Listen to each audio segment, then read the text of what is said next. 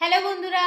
তো এখন বাজে প্রায় 8:30 রাত, আর আমি এখন কিন্তু মাংস রান্না করছি। আর চলো, রাতে হবে মাংস আর রুটি। তো চলো তোমাদেরকে একটু দেখাই।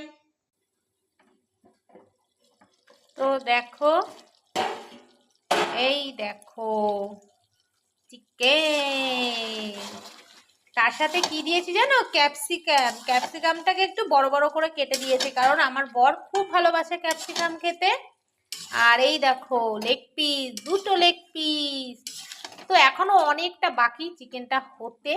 তো চলো, রাতে কিন্তু রুটি আর মাংস দিয়ে ডিনার হবে। তো তোমাদের কার কার বাড়িতে কি হলো অবশ্যই কমেন্টে জানিও রাতে। তো দেখতে থাকো, ভালো থাকো, সুস্থ থাকো।